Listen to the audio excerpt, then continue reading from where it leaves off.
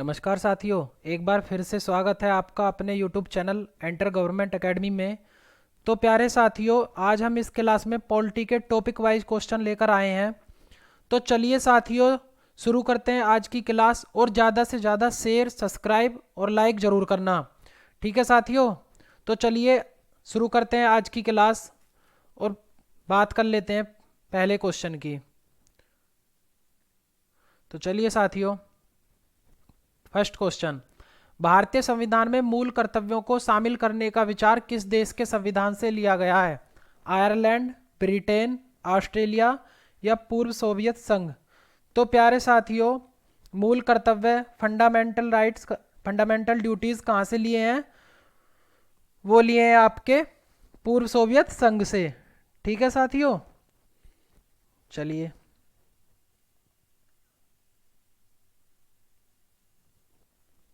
Next question, निम्न में से कौन सी एक समिति ने नागरिकों में मूल कर्तव्यों को 1976 में सम्मिलित करने की अनुशंसा की थी? कोठारी समिति, बलवंत राय मेहता समिति, अशोक मेहता समिति, स्वर्ण सिंह समिति? तो प्यारे साथियों, कौन सी समिति थी? वो थी आपकी स्वर्ण सिंह समिति। ठीक है साथियों, सरदार स्वर्ण सिंह समिति ने ही मूल कर्तव्यों को जोड़ने की बात कही थी।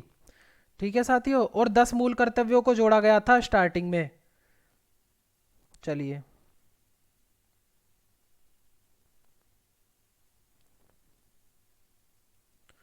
नेक्स्ट क्वेश्चन, निम्नलिखित में से किस वर्ष संविधान में मूल कर्तव्यों को अंत स्थापित किया गया? 1972 ईस्वी, 1976 ईस्वी, 1977 ईस्वी या 1978 ईस्वी? तो प्यारे साथियों, किस वर्ष किया था? वो किया था आपका 1976 ईस्वी में। ठीक है साथियों, और आपका ये मौलिक कर्तव्य जो हैं वो आते हैं भाग 4 के कै में और अनुच्छेद 51 के कै में। ठीक है साथियों, और वर्तमान में मौलिक कर्तव्य कितने हैं? वो हैं 11। पहले 10 थे, अब 11 हैं, और 11वां जो जोड़ा गया था वो 86वें संविधान संशोधन 2000 में जोड़ा गया था। ठीक है साथियों, और इसमें क्या था? 11वें मौलिक कर्तव्य में उसमें था 6 वर्ष से 14 वर्ष तक के बच्चों को शिक्षा दिलाना। ठीक है साथियों, चलिए, मौलिक कर्तव्यों को निर्धारित किया गया 44वें संविधान संशोधन द्वारा, 43वें संविधान संशोधन द्वारा, 42वें संविधान संशोधन द्वारा या 39वें संविधान संशोधन द्वारा? तो प्यारे साथियों, मौलिक कर्तव्यों को निर्धारित किया गया था 42वें संविधान संशोधन द्वारा। ठीक है साथियों, चलिए, और 42वां संविधान संशोधन कब हुआ था? 1976 में। चलिए, 42वें संविधान संशोधन के 10 आचार आदर्शों को किस नाम से जाना जाता है? मौलिक अधिकार, मौलिक कर्तव्य, पंचायती राज सिद्धांत या नीति निर्देशक तत्व? तो प्यारे साथियों, 10 आचार आदर्शों को किस नाम से जाना जाता है? वो जाना जाता है आपका मौलिक कर्तव्य के नाम से। ठीक है साथियों, चलिए,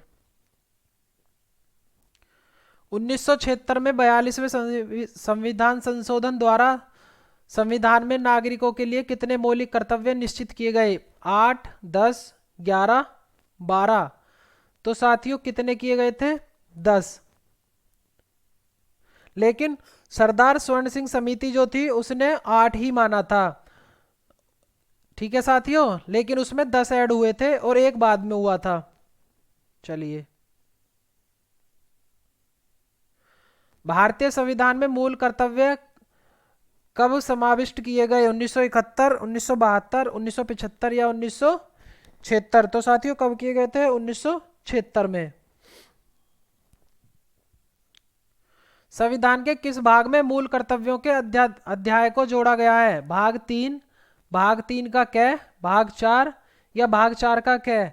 तो साथियों, मूल कर्तव्य कौन से भाग में है? वो है आपके भाग 4 के कै में, अनुच्छेद 51 के कै में। चलिए, भारतीय संविधान में मौलिक कर्तव्यों की सूची निम्नलिखित में से किस भाग के रूप में जोड़ी गई? 4, 5, 2 या 3? तो साथियों, किस भाग के रूप में जोड़ी गई थी? भाग 4 के रूप में। चलिए, भारत के संविधान के किस अनुच्छेद में मौलिक कर्तव्य की चर्चा की गई है?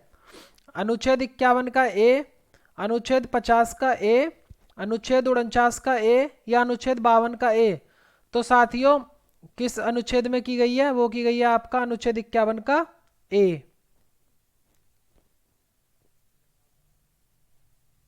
चलिए नेक्स्ट क्वेश्चन। वर्तमान में संविधान में कुल कितने मूल कर्तव्यों का उल्लेख है? 8, 10, 12 या 11? तो साथियों वर्तमान में संविधान में कुल कितने मूल कर्तव्यों का अभिलेख है? वो है आपका 11 का। ठीक है साथियों, चलिए। किस संवैधानिक संशोधन अधिनियम द्वारा संविधान में मूल कर्तव्यों को सम्मिलित किया गया था? 42वां संवैधानिक संशोधन अधिनियम 1976, 43वां संविधान संशोधन अधिनियम 1977, 44वां संवैधानिक संशोधन अधिनियम 1978 या 45वां संवैधानिक संशोधन अधिनियम 1980? तो प्यारे साथियों किस अधिनियम द्वारा सम्मिलित किया गया था? वो किया गया था आपका 42वां संवैधानिक संशोधन अधिनियम 1976 में। चलिए। मूल कर्तव्यों को संविधान में सम्मिलित किए जाने का प्रयोजन है मौलिक अधिकारों के दुरुपयोग पर रोक, मौलिक अधिकारों को और अधिक सबल बनाना, विनाशक एवं असंवैधानिक गतिविधियों को नियंत्रित करना या कार्यपालिका की बढ़ती शक्ति को नियंत्रण में रखना। तो प्यारे साथियों इसका जो आंसर है वो है सी, विनाशक एवं असंवैधानिक गतिविधियों को नियंत्रित करना।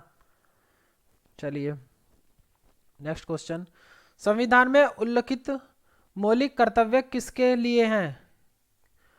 सभी व्यक्तियों के लिए, सभी नागरिकों के लिए, केवल गैर नागरिकों के लिए, केवल केंद्रीय व राज्यों के कर्मचारियों के लिए? तो प्यारे साथियों मौलिक कर्तव्य जो हैं वो किसके लिए हैं? वो हैं आपके सभी नागरिकों के लिए। ठीक है साथियों, चलिए।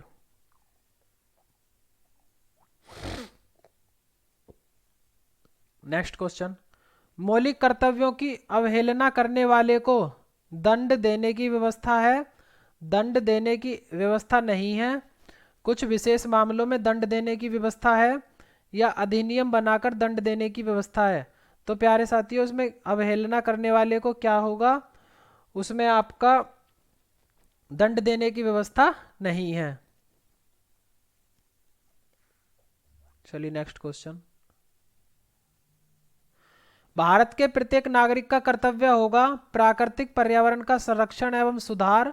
उपरोक्त कथन भारतीय संविधान के किस अनुच्छेद में संदर्भित है?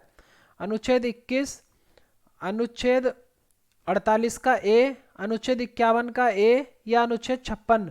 तो प्यारे साथियों वह कौन से अनुच्छेद में है? वह है आपका अनुच्छेद 48 के ए में। चलिए नेक्स्ट क्वेश्चन। निम्नलिखित में से कौन सा एक मौलिक कर्तव्य नहीं है? राज्य का आज्ञा पालन, कानून का आज्ञा पालन, समाज का आज्ञा पालन या करों की अदायगी? तो साथियों इसमें से कौन सा मौलिक कर्तव्य नहीं है? वो है आपका करों का अदायगी। ये हमारा मौलिक कर्तव्य नहीं है। निम्नलिखित में से कौन सा एक मौलिक कर्तव्य नहीं है? संविधान का पालन करना, देश की एकता और अखंडता की रक्षा करना, धर्मनिरपेक्षता का पालन करना या सार्वजनिक संपत्ति को सुरक्षित रखना? तो साथियों इसमें से कौन सा मौलिक कर्तव्य नहीं है? वो है आपका धर्मनिरपेक्षता का पालन करना।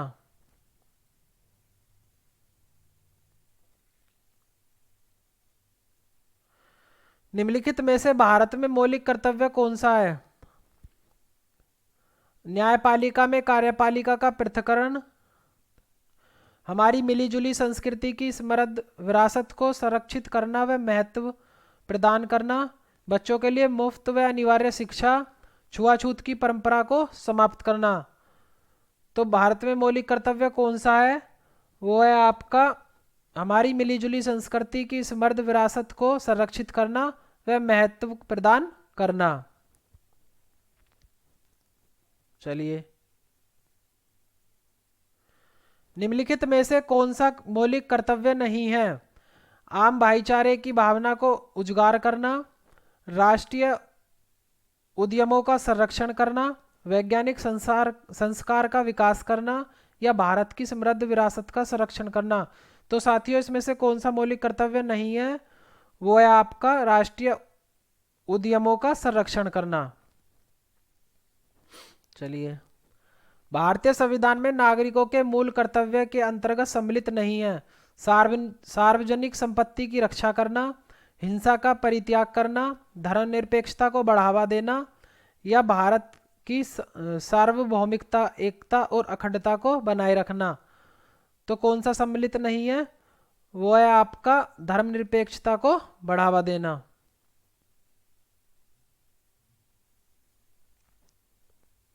भारत के संविधान के अनुसार भारतीय नागरिकों के मूल कर्तव्य निम्नलिखित में से क्या हैं?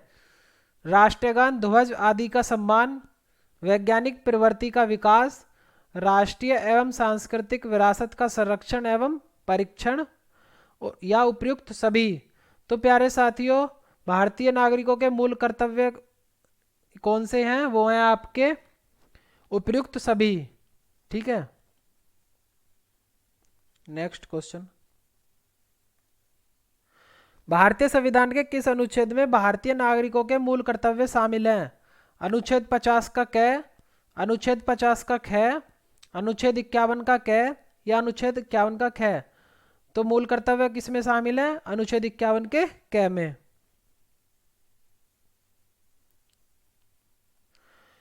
निम्नलिखित में से कौन सा कर्तव्य भारतीय नागरिकों के कर्तव्यों में शामिल नहीं है? देश की सुरक्षा करना और आवश्यक होने पर देश सेवा के लिए प्रस्तुत होना, राष्ट्रीय पर्यावरण की सुरक्षा एवं इसमें सुधार करना, सार्वजनिक संपत्ति की सुरक्षा व हिंसा का परित्याग करना, सत्तारूढ़ राजनीतिक दल का समर्थन करना। तो इसमें से कौन सा नहीं है साथियों? वो है आपका सत्तारूढ़ राजनीतिक दल का समर्थन करना। चलिए नेक्स्ट क्वेश्चन।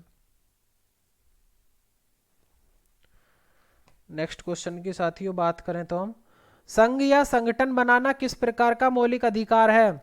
समता का अधिकार, स्वतंत्रता का अधिकार, शोषण के विरुद्ध अधिकार, या धार्मिक स्वतंत्रता का अधिकार। तो प्यारे साथियों, संघ या संगठन बनाना किस प्रकार का मौलिक अधिकार है? वह है आपका स्वतंत्रता का अधिकार। ठीक है साथियों, स्वतंत्रता का अधिकार बी ऑप्शन। और स्वतंत्रता का अधिकार कहां से कहां तक है? ये है आर्टिकल 19 से आर्टिकल 22। ठीक है साथियों, चलिए बात कर लेते हैं आगे नेक्स्ट क्वेश्चन की। किस संशोधन द्वारा नागरिकों के मौलिक अधिकारों से संपत्ति का अधिकार हटाकर इसे मात्र एक कानूनी अधिकार बना दिया?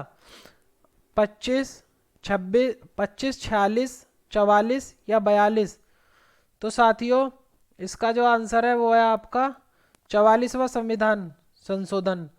ठीक है साथियों, 44वें संविधान संशोधन द्वारा मौलिक अधिकारों से संपत्ति का अधिकार हटाकर इसे मात्र एक कानूनी अधिकार बना दिया। ठीक है साथियों, चलिए नेक्स्ट क्वेश्चन।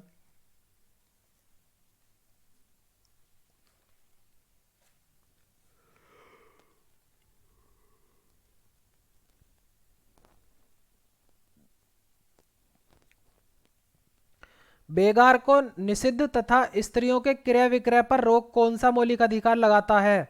स्वतंत्रता का अधिकार, शोषण के विरुद्ध अधिकार, धार्मिक स्वतंत्रता का अधिकार, या संस्कृति एवं शिक्षा का अधिकार। तो साथियों कौन सा अधिकार रोक लगाता है? वो है आपका शोषण के विरुद्ध अधिकार। ठीक है साथियों, शोषण के विरुद्ध अधिकार जो है वो आर्टिकल 23 और आर्टिकल 24 में। आर्टिकल 23 में क्या है? बेगार एवं बलात्श्रम। ठीक है साथियों, और आर्टिकल 23 के 1 में क्या है? मानव दुर्व्यापार। ठीक है साथियों, आर्टिकल 24 में क्या है?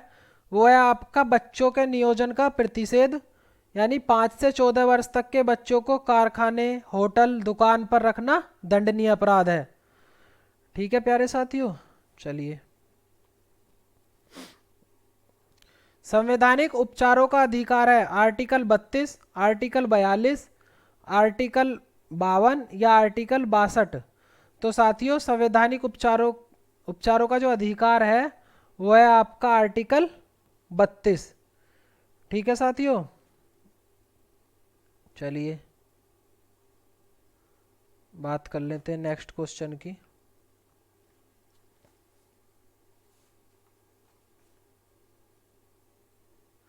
भारत में मौलिक अधिकारों की रक्षा कौन करता है? विधानसभा, सर्वोच्च न्यायालय, लोकसभा या राष्ट्रपति? तो साथियों मौलिक अधिकारों की रक्षा कौन करता है? सर्वोच्च न्यायालय। चलिए, समानता का अधिकार, समानता का अधिकार का वर्णन है आर्टिकल 14 से 18, आर्टिकल 18 से 22, आर्टिकल 22 से 26 या आर्टिकल 26 से 30। तो प्यारे साथियों समानता का अधिकार जो है वो आर्टिकल 14 से 18 तक, यानी इसे समता का अधिकार भी कहते हैं। ठीक है साथियों, और अनुच्छेद 14 में क्या है? विधि के समान समता या विधि के समान संरक्षण। जो विधि के समान समता है वो हमें ब्रिटेन से लिया है और विधि के समान संरक्षण यूएसए से लिया है। ठीक है साथियों, आर्टिकल 15 में धर्म आदि के आधार पर प्रतिषेध निषेध है। ठीक है साथियों, आर्टिकल 16 में समान अवसर की समानता, आर्टिकल 17 अस्पृश्यता का अंत। ठीक है साथियों, चलिए भारत में नई संसदीय प्रणाली, भारत में नई संसदीय समिति प्रणाली की शुरुआत कब हुई? 1984 में, 1987 में, 1991 में या 1994 में? तो साथियों समिति प्रणाली की शुरुआत कब हुई थी? वो हुई थी आपकी 1991 में। चलिए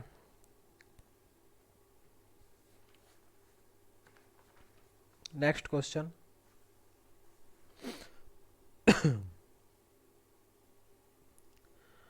भारत में संसदीय समिति प्रणाली की शुरुआत निम्नलिखित में से किसकी सिफारिश पर किया गया? हस्कर समिति, देवधर समिति, संसद की नियम समिति या संसद की अधीनस्थ विधान संबंधी समिति? तो साथियों इसका जो आंसर है वो है आपका संसद की नियम समिति। ठीक है साथियों, चलिए संसदीय समिति प्रणाली के तहत 12 अप्रैल 1993 से कितने समितियों ने कार्य करना शुरू किया? 11, 17, 22 या 26? तो साथियों कितनी सदस्य समितियों ने कार्य करना शुरू किया था? वो किया था आपका 17 ने। ठीक है, चलिए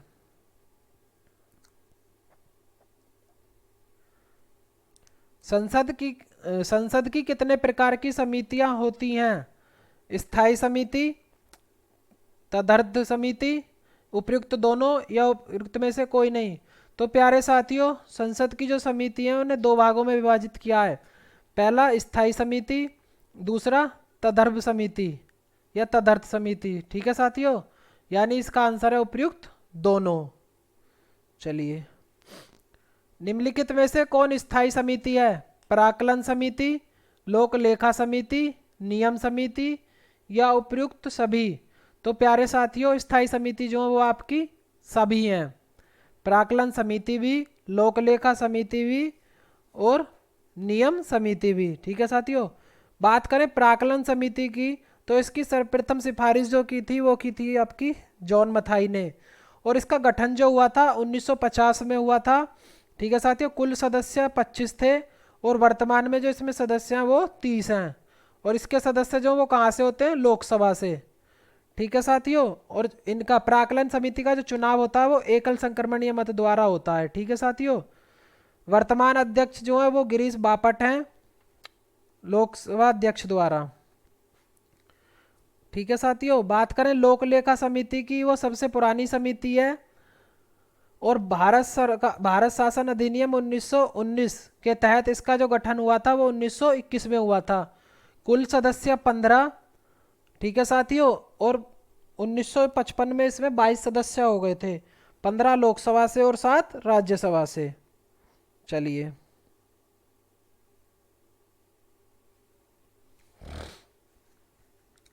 निम्नलिखित में से कौन सा तदर्थ समिति है? याचिका समिति, विशेषाधिकार समिति, आवास समिति या प्रवर समिति? तो साथियों, तदर्थ समिति कौन सी है? वो है आपकी प्रवर समिति। चलिए नेक्स्ट क्वेश्चन। किस समिति को स्थायी मितव्ययिता समिति भी कहा जाता है? प्राकलन समिति, लोक लेखा समिति, नियम समिति या संयुक्त प्रवर समिति? तो किसको कहा जाता है साथियों? प्राकलन समिति को। चलिए नेक्स्ट क्वेश्चन। प्राकलन समिति में कितने सदस्य होते हैं? 15, 22, 30 या 45? तो साथियों, प्राकलन समिति में कितने सदस्य होते हैं? 30 सदस्य। और कहां से? लोकसभा से। पीछे बताया था मैंने आपको। 30 सदस्य प्राकलन समिति संसद के किस सदन की समिति है? लोकसभा की, राज्यसभा की, लोकसभा एवं राज्यसभा की या किसी भी सदन का नहीं? तो प्यारे साथियों, 30 सदस्य समिति जो है वो आपकी लोकसभा की है। ठीक है।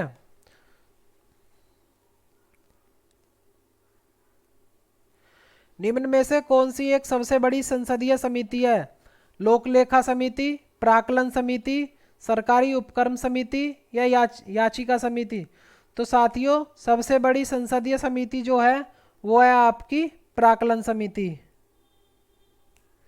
ठीक है साथियों। चलिए, और लोक लेखा समिति सबसे पुरानी। प्राकलन समिति का अर्थ है अर्थव्यवस्था में संगठनात्मक एवं प्रशासनिक सुधारों के तरीकों पर प्रतिवेदन प्रस्तुत करना, देश की आर्थिक स्थिति पर संसद में आर्थिक सर्वेक्षण प्रस्तुत करना, संसद में प्राक्कलनों के प्रस्तुत करने के प्रारूप के विषय पर सिफारिश करना या उपयुक्त बी और सी दोनों? तो साथियों, प्राक्कलन समिति का जो अर्थ है वो है आपका बी और सी दोनों, यानी देश की आर्थिक स्थिति पर संसद में आर्थिक सर्वेक्षण प्रस्तुत करना और संसद में प्राक्कलनों के प्रस्तुत करने के प्रारूप के विषय पर सिफारिश करना। चलिए नेक्स्ट क्वेश्चन। प्राक्कलन समिति के सदस्य संसद के दोनों सदनों से चुने जाते हैं, लोकसभा के सदस्यों में से ही चुने जाते हैं, राज्यसभा के सदस्यों में से ही चुने जाते हैं या राष्ट्रपति द्वारा मनोनीत किए जाते हैं? तो प्यारे साथियों, प्राक्कलन समिति के जो सदस्य हैं वो आपके लोकसभा के सदस्यों में से ही चुने जाते हैं। निम्नलिखित में से वह समिति कौन सी है जिसमें राज्यसभा का कोई सदस्य नहीं होता? प्राक्कलन समिति, लोकलेखा समिति, सार्वजनिक समिति या सार्वजनिक उपक्रम समिति? तो साथियों, जिसमें राज्यसभा का कोई सदस्य नहीं होता वो कौन सी समिति है? प्राक्कलन समिति। निम्नलिखित में से संसद की वह स्थायी समिति कौन सी है जिसमें राज्यसभा के संसद सदस्य शामिल नहीं होते? लोक लेखा समिति, प्राक्कलन समिति, सरकारी उपक्रम समिति या सरकारी बीमा समिति? तो साथियों, कौन सी समिति है आपकी? प्राक्कलन समिति। 2 बार आ गया ये क्वेश्चन, कोई बात नहीं। चलो, लोक लेखा समिति में कुल कितने सदस्य होते हैं? 20, 22, 28 या 30? तो साथियों, कितने सदस्य होते हैं? 22 सदस्य। 15 आपके लोकसभा से, 7 आपके राज्यसभा से। लोक लेखा समिति में लोकसभा एवं राज्यसभा के क्रम से कितने कितने सदस्य होते हैं? 20, 15, 15, 7, 15, 10 या 20, 10? तो साथियों, कितने होते हैं? 15 और 7। 15 लोकसभा, 7 राज्यसभा। लोक लेखा समिति के सदस्य संसद के दोनों सदनों में से चुने जाते हैं, लोकसभा के सदस्यों में से ही चुने जाते हैं, राज्यसभा के सदस्य में से ही चुने जाते हैं या राष्ट्रपति द्वारा मनोनीत किए जाते हैं? तो साथियों, लोकसभा समिति के जो सदस्य हैं वो आपके संसद के दोनों सदनों में से चुने जाते हैं और प्राक्कलन समिति के लोकसभा में से।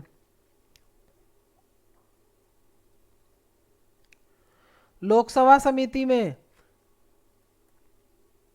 लोकसभा के सदस्यों को ही लिया जाता है, राज्यसभा के सदस्यों को ही लिया जाता है। 15 सदस्य लोकसभा से तथा 7 सदस्य राज्यसभा से लिए जाते हैं। 7 सदस्य लोकसभा से तथा 15 सदस्य राज्यसभा से लिए जाते हैं। तो साथियों लोक लेखा समिति में कौन सा कथन सत्य है आपका? तो वो है 15 सदस्य लोकसभा से तथा 7 सदस्य राज्यसभा से लिए जाते हैं।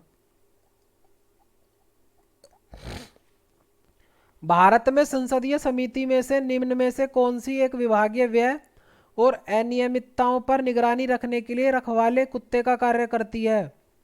प्राक्कलन समिति, लोक उपक्रम समिति, लोक लेखा समिति या लोक आश्वासन समिति? तो कौन सी समिति साथियों करती है? वो है आपकी लोक लेखा समिति। सार्वजनिक लोक लेखा समिति में राज्यसभा के कितने सदस्य होते हैं? 7, 10, 15 या 22? तो साथियों कितने होते हैं राज्यसभा से? 7।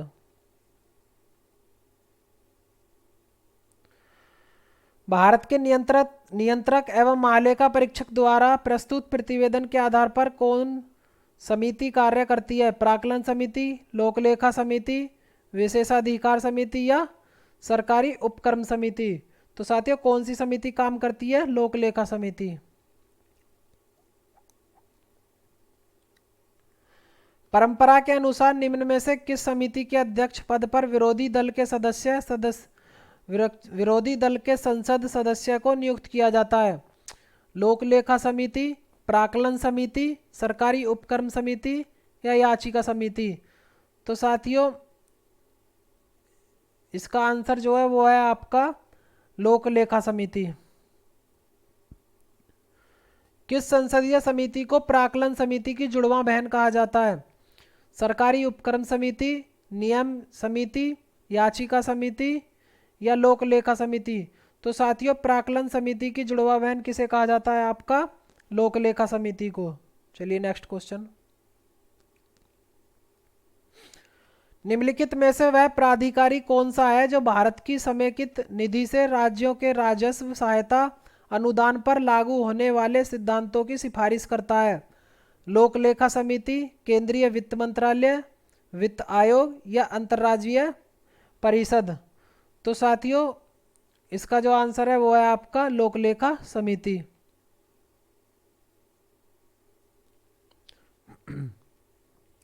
संसद की कौन सी समिति नियंत्रक एवं महालेखा परीक्षक की रिपोर्ट की समीक्षा करती है? सार्वजनिक संसाधन समिति, प्राक्कलन समिति, सामान्य उद्देश्य समिति या लोक लेखा समिति? तो साथियों नियंत्रक एवं महालेखा परीक्षक की रिपोर्ट की समीक्षा कौन करती है? वो है आपकी लोक लेखा समिति। चलिए नेक्स्ट क्वेश्चन। निम्नलिखित में से कौन विषयगत समिति है? कृषि समिति, पर्यावरण एवं वन समिति, विज्ञान एवं प्रौद्योगिकी समिति या उपयुक्त सभी? तो साथियों इसमें जो विषयगत समिति है वो सभी हैं। निम्नलिखित में से किस समिति में लोकसभा के 15 एवं राज्यसभा के 7 सदस्य होते हैं? सरकारी उपक्रम समिति, लोक लेखा समिति, विज्ञान एवं प्रौद्योगिकी समिति या उपयुक्त सभी? तो साथियों इसका आंसर जो है वो है उपयुक्त सभी। चलिए नेक्स्ट क्वेश्चन।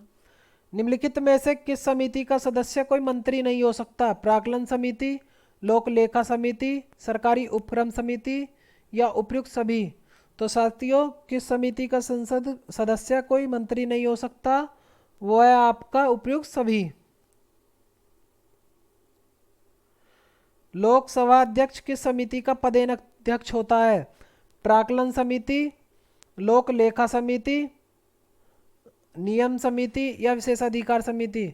तो साथियों लोकसभा अध्यक्ष किस समिति का पदेन अध्यक्ष होता है? वो होता है आपका नियम समिति का।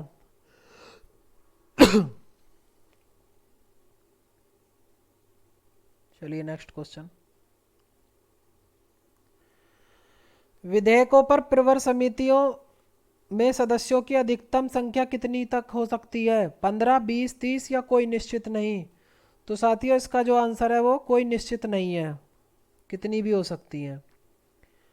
अनुसूचित जाति और जनजाति की कल्याण संबंधी समिति में लोकसभा एवं राज्यसभा के क्रमशः कितने सदस्य होते हैं? 15-7, 20-10, 15-10 या 30-15? तो साथियों कितने होते हैं, कितने सदस्य होते हैं? 20 और 10। संसद के समितियों के सदस्य राष्ट्रपति द्वारा नामांकित किए जाते हैं। संसद में विभिन्न दल के नेता द्वारा नामांकित किए जाते हैं। प्रधानमंत्री द्वारा नियुक्त किए जाते हैं या अध्यक्ष द्वारा नियुक्त किए जाते हैं, अथवा सदन द्वारा अपने सदस्यों के मध्य से निर्वाचित किए जाते हैं। तो साथियों संसद के समितियों के सदस्य, इसका जो आंसर है वो है आपका डी, अध्यक्ष द्वारा नियुक्त किए जाते हैं अथवा सदन द्वारा अपने सदस्यों के मध्य से निर्वाचित किए जाते हैं। चलिए नेक्स्ट क्वेश्चन। संसदीय समितियों के गठन का उद्देश्य है विधि निर्माण की प्रक्रिया को तेज करना, तकनीकी और उलझे हुए विधेयकों पर विशेष रूप से विचार करना, संसद के सदनों द्वारा विचार करने के पूर्व विधेयक का परीक्षण करना, या उपयुक्त सभी। तो साथियों इसका जो आंसर है वो है उपयुक्त सभी। संयुक्त संसदीय समिति में कितने सदस्य होते हैं? 15, 22, 30 या 45? तो साथियों कितने सदस्य होते हैं? 45। संयुक्त संसदीय समिति में लोकसभा तथा राज्यसभा के सदस्यों की संख्या क्रमशः होती है 30-15, 20-25, 30-35-10 या 20-25? तो साथियों संयुक्त संसदीय समिति में सदस्यों की संख्या कितनी होती है? वो होती है आपकी 30 और 15, 30 लोकसभा से और 15 राज्यसभा से। कुल 17 संसदीय समितियों में से कितने समितियों के अध्यक्ष लोकसभा के सदस्य होते हैं? 8, 10, 11 और 13? तो साथियों कितनी समिति के होते हैं? वो होते हैं आपकी 11 समिति के। संयुक्त प्रवर समिति में कितने सदस्य होते हैं? 22, 30, 45 या 60? तो साथियों संयुक्त प्रवर समिति में कितने सदस्य होते हैं? वो होते हैं आपके 45। संयुक्त प्रवर समिति में लोकसभा एवं राज्यसभा के सदस्यों की संख्या क्रमशः कितनी होती है? 30-15, 15-30, 25-20 या 20-25? तो साथियों सदस्यों की संख्या कितनी होती है? वो होती है आपकी 30 और 15। निम्न में से कौन समिति विभिन्न विषयों पर चर्चा के लिए समय का निर्धारण करती है? प्रवर समिति, लोक लेखा समिति, प्राक्कलन समिति या कार्य सलाहकार समिति? तो दोस्तों विभिन्न विषयों पर चर्चा के लिए समय का निर्धारण कौन करती है? वो करती है आपकी कार्य सलाहकार समिति। चलिए नेक्स्ट क्वेश्चन। लोक लेखा समिति अपनी रिपोर्ट प्रस्तुत करती है नियंत्रक एवं महालेखा परीक्षक को, लोकसभा के अध्यक्ष को, संसदीय मामलों के मंत्री को या भारत के राष्ट्रपति को? तो साथियों लोक लेखा समिति जो अपनी रिपोर्ट प्रस्तुत करती है वो करती है आपकी लोकसभा के अध्यक्ष को।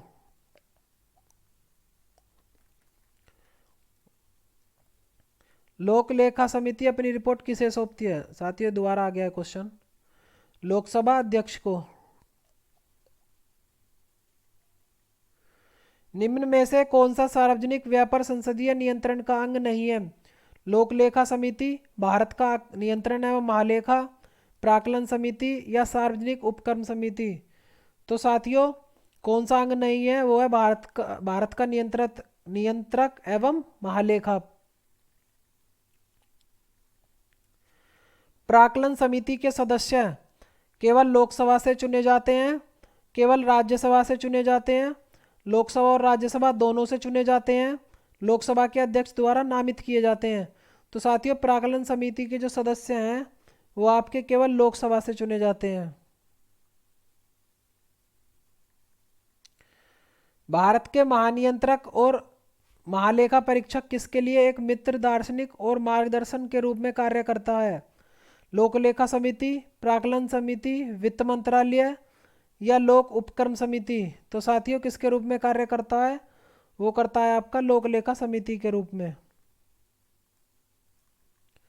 भारत में संसद की वित्तीय समितियां निम्न में से कौन सी हैं? लोक लेखा समिति, प्राक्कलन समिति या लोक उपक्रम समिति। तो साथियों इनमें से कौन कौन सी समिति हैं, वो है आपकी